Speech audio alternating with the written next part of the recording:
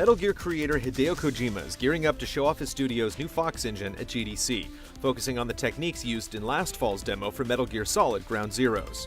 The focus may be on technology, but we expect to see an extended look at the game in action, and perhaps get more clarity on the Phantom Pain, which is also running on the Fox engine. With that in mind, we're looking for more than better visuals in the next generation of Metal Gear, and while it's one of our favorite franchises, we have a few recommendations for where the series should go.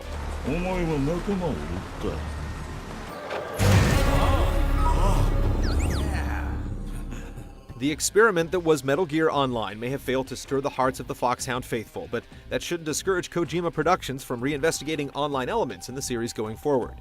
And not necessarily as a competitive multiplayer mode, mind you, with games like Destiny, The Secret World, and Watch Dogs providing intriguing blueprints for asynchronous ARG-inspired play. We'd imagine that network interaction would make an interesting fit within Metal Gear's tech-savvy and ultra-connected world. Cooperative codecs by email? PMC guilds? The possibilities are as wide as the web. The age of deterrence has become the age of control. Metal Gear Solid 4 introduced lots of new tools and mechanics to play with, letting you try different approaches and make nice with PMC factions, but it felt like most of that experimentation went out the window after Act 2.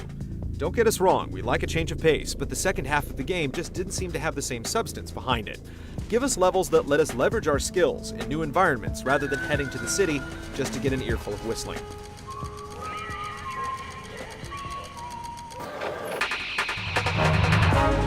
Metal Gear's tagline is tactical espionage action, but the emphasis on stealth took a back seat to action in Guns of the Patriots. The stealth elements in the series have gotten a bit stale, so it's time the developers look elsewhere for inspiration.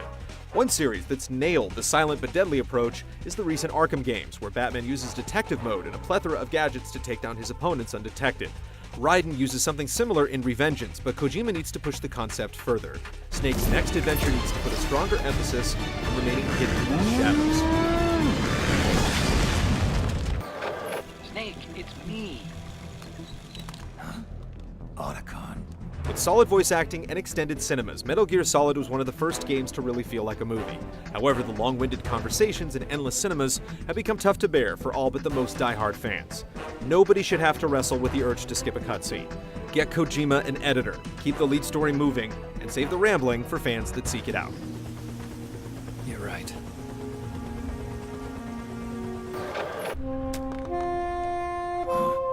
A good artist knows when it's time to step away from the easel, and by our estimation, Kojima and crew could definitely stand to let the paint on the Metal Gear mythos dry for a spell.